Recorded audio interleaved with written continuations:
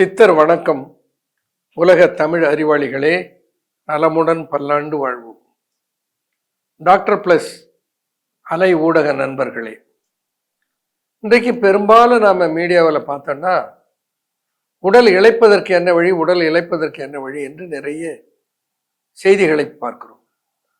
உடல் இளைப்பது எவ்வளவு முக்கியமாக நினைக்கப்படுகிறதோ அதற்கு சமமாக, இன்னும் சொல்லப்போனால் அதை விட மிக முக்கியமாக நினைக்கப்படுவது உடல் கொஞ்சம் பூசண மாதிரி, உடல் கொஞ்சம் மினுமினுப்புன்னு பொலிவோடும் அழகோடும், உடல் தேரியும் இருக்க வேண்டும் என்று ஆசைப்படுகிற நிலையும் இன்றைக்கு நிறைய இருக்கிறது. என்னிடத்துல வந்து கேட்பார்கள், இவளுக்கு 18 வயசு ஆகி போச்சு டாக்டர், பார்த்தா இப்போதான் ஸ்கூலுக்கு போகிற மாதிரி இருக்கிறார், இப்போ உடம்புக்கு கொஞ்சம் ஏதாவது பூசண மாதிரி கொஞ்சம் ஆனால் பரவாயில்லை என்று கேட்கிற பெற்றோர்கள். 20-25 வயதுக்கு மேலாகிவிட்டது, அவளுக்கு திருமணம் செய்ய வேண்டும் என்றால் ஒல்லிக்குச்சானாக இருக்கிறாள், இவளுக்கு எங்கே திருமணம் செய்து கொள்வதற்கென்று வரன் சரியாக அமைய மாட்டேன் என்கிறது. சில குழந்தைகள் சாப்பிட மாட்டேங்கிறது, பசி எடுக்க மாட்டேங்கிறது, இது சாப்பிட்றதே இல்லை. பெற்றோர்களை பார்த்து வீட்டுக்கு வருகிற விருந்தினர்களை கேட்பார்கள், ஏம்மா உன் பிள்ளைக்கு சாப்பாடே போட மாட்டேன், எல்லாத்தையும் நீயே சாப்பிட்டு விடுவியா, நீ இப்படி இருக்கிற, உன் பிள்ளை இப்படி இருக்கிறது என்று சொல்லும்போது வேதனையாக இருக்கிறது. டாக்டர், என் பையனை பாருங்க, எலும்பும் தோலுமாக இருக்கிறான், அவன் கொஞ்சம் பூசினா போல, குண்டாகணும் என்பது எங்க பொருள் அல்ல, கொஞ்சம் பூசினார் போல மினுமினு என்று ஆகுவதற்கு என்ன செய்வது? ஆண்கள், எனக்கு திருமணம் செய்து கொள்ள வேண்டும் என்றால் நான் பெண் பார்க்க போனால் ஒல்லிக்குச்சான் போல இருக்கிறேன் என்று பெண் கொடுக்க மறுக்கிறார்கள். அப்போ உடல் கொஞ்சம் பொலிவோடும் கொஞ்சம் தெளிவோடும் கொஞ்சம் பூசினார் போல, குண்டா இல்லை, பார்ப்பதற்கு ஒரு கவர்ச்சியாக இருக்க வேண்டும், பார்ப்பதற்கு ஒரு ஈர்ப்பு இருக்க வேண்டும், அப்படி ஒரு பொலிவை முகத்திலே பெற வேண்டும். அப்படி பெறுவதற்கு ஏதாவது சித்த மருத்துவத்தில் மருந்துகள் இருக்கின்றனவா, சித்த மருத்துவத்தில் அதற்கென்று மூலிகைகள் இருக்கின்றனவா என்று பலர் கேட்பார்கள். நான் நம்முடைய மருத்துவமனையிலே அதற்கென்று அவர்களுக்கு சொல்லுவது, ஈரல் நன்றாக செயல்பட்டால் நன்றாக பசி எடுக்கும், நன்றாக பசி எடுத்து நன்றாக சாப்பிட்ட உணவு நன்றாக செரிமானமானால் உடல் நன்றாக தேரும். அப்போ என்ன பண்ணுவேன், இந்த பசி எடுக்கலை என்று சொல்லுகிற குழந்தைகளுக்கு என்று இந்த ஹேங்கோ சிரப் என்று ஒரு டானிக்கை கொடுப்பேன். இந்த டானிக்கை சாப்பிட்டா அது என்ன பண்ணும், பசிக்கலை சாப்பிட முடியலை என்று சொல்லுவது, தட்டை தூக்கிட்டு அடுத்த நாள் வந்து சோறுன்னு நிற்கும். ஆச்சரியமாக இருக்கும். இந்த பெற்றோர்கள் வந்து சொல்வார்கள், டாக்டர் நீங்கள் சொன்னது 100க்கு 100 உண்மை டாக்டர், என் பையன் சாப்பிடவே மாட்டான், சாப்பாடை கண்டா ஓடுவான், இப்போ இந்த ஹேங்கோ டானிக்கை கொடுத்ததுலேருந்து சாப்பாடு எங்கே பசிக்குது சோறு என்று தட்டை எடுத்து வந்து நிற்கிறான். இது சத்தியமான உண்மை, இது அனுபவம். அப்படி பசி எடுக்க வைப்பதற்கு என்று ஹேங்கோ என்று ஒரு சிறப்பை உருவாக்கியது. அதில் என்ன இருக்கிறது, முக்கியமாக அதில் திரிகடுகு இருக்கிறது. திரிகடுகு என்றால் சுக்கு மிளகு திப்பிலி இருக்கிறது, அதனோடு சேர்த்து அதிலே கரிசலை இருக்கிறது, நல்ல பசியை தூண்டுவதற்கென்று பிரண்டை இருக்கிறது. இந்த மூலிகைகளை எல்லாம் முறையாக சுத்தி செய்து அதை சேர்த்து உருவாக்குவது தான் இந்த ஹேங்கோ சிரப். இது சின்ன குழந்தைகளாக இருந்தால் ஒரு 10 ml கொடுத்தா போகிறோம், 2 வேளை அல்லது 3 வேளை. கொஞ்சம் 15 வயது 16 வயது உள்ளவர்கள் இருந்தால் ஒரு 15 ml 20 ml கொடுத்தா போகிறோம். நல்லா பசித்து நன்றாக சாப்பிடுவார்கள். இன்னும் சிலர் பசி எடுக்கவில்லை, குறிப்பாக ஒரு குறிப்பிட்ட வயதை தாண்டினால், ஒரு 50-60 வயதிலே சொல்லுகிற கம்ப்ளைண்ட் 2. ஒன்று, சரியாக பசி எடுக்கவில்லை, நன்றாக மலம் கழியவில்லை. சரியாக பசி எடுக்கவில்லை என்பதற்கு, பசி எடுக்கலாம் சரியாக சாப்பிட முடியாது, சாப்பிடலாம் சோறு வந்துடும், சோறு வந்து உடல் இளைக்க துவங்கிவிடும். நன்றாக பசியை தூண்டுவது எந்த வயதிலும், பசியில்லை என்ற நிலை வந்தால் குழந்தைகளாக இருந்தாலும் மூத்தோர்களாக முதியவர்களாக இருந்தாலும் அவர்களுக்கு பலன் தருகிற ஒரு தயாரிப்பு தான் சித்தர்கள் நமக்கு அருளி இருக்கிற அந்த பசியை தூண்டுகிற மூலிகைகள் எல்லாம் அடங்கி இருக்கிற ஹேங்கோ என்கின்ற ஒரு சிரப். அடுத்து, உடல் தேர வேண்டும், அது ரொம்ப முக்கியம். பசி எடுத்து சாப்பிட்டு தேர்வது வேறு, எவ்வளவு நல்லா பசிக்குது நல்லா சாப்பிட்றேன் ஆனால் உடல் தேர மாட்டேன் என்கிறது. உடலை தேற்ற வேண்டும். தேற்றுவதற்கென்று சித்தர்கள் மூலிகை கண்டிருக்கிறார்கள் என்றால் கண்டிருக்கிறார்கள். பெயரே தேற்றான் கொட்டை என்று பெயர் வைத்திருக்கிறார். உடலை தேற்றுவதனாலே அதற்கு தேற்றான் கொட்டை என்று பெயர்.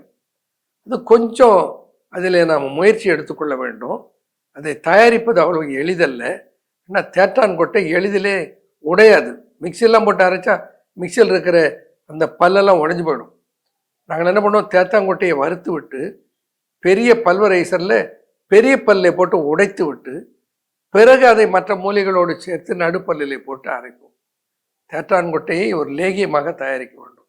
தேற்றான்கொட்டையை லேகியமாக தயாரிப்பதற்கு முக்கியமாக தேற்றான்கொட்டையினுடைய சூரணம், அதனோடு சுக்கு மிளகு திப்பிலினுடைய சூரணம், அதனோடு அதிமதுரம் ஏலக்காய் லவங்கம் என்ற மூலிகள் எல்லாம் சேர்த்து அதை சூரணமாக செய்ய வேண்டும்.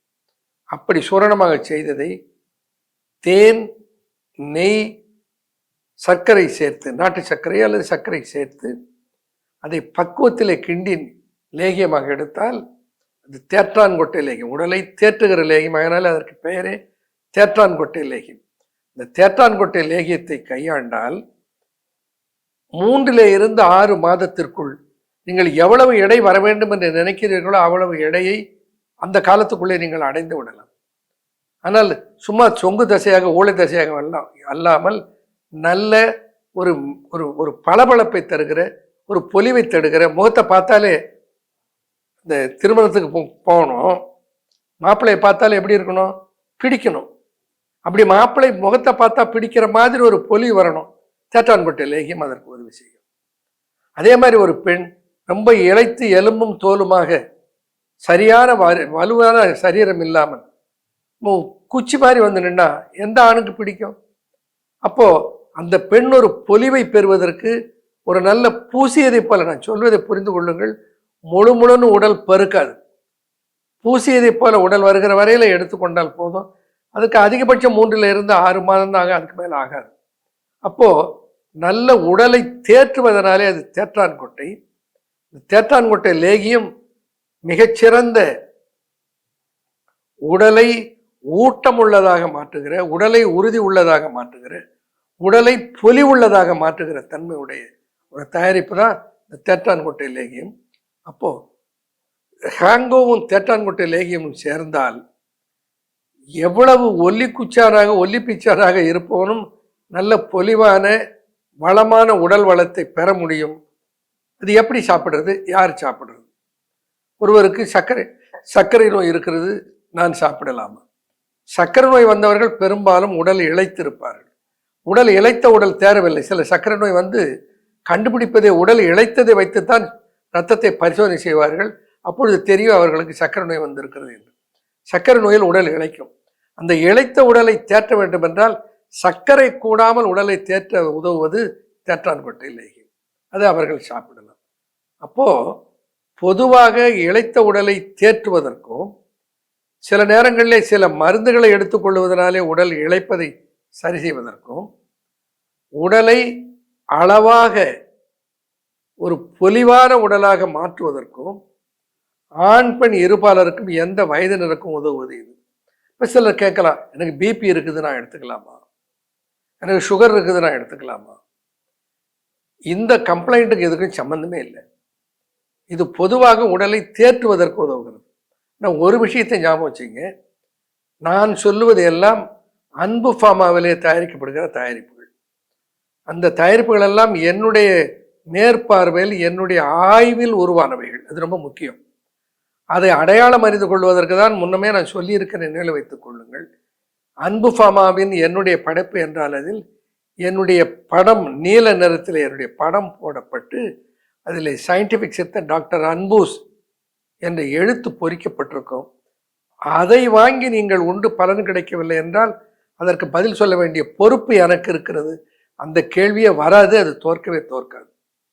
அப்போ இளைத்தவர்கள், நலிந்தவர்கள், மெலிந்தவர்கள் உடலை தேற்றிக் கொள்வதற்கு இருக்கிற தேற்றான்கொட்டை லேகியமும் நன்றாக பசித்து உண்டு நல்ல உண்ணுகிற உணவில் இருக்கிற சக்திகள் எல்லாம் உறிஞ்சப்படுவதற்கு உதவுகிற ஹேங்கோவும் பயன்படுத்தி தமிழ் கூறும் நல்லுலகம் பொலிவோடு வாழ வாழ்த்துகிறேன். நன்றி, வணக்கம்.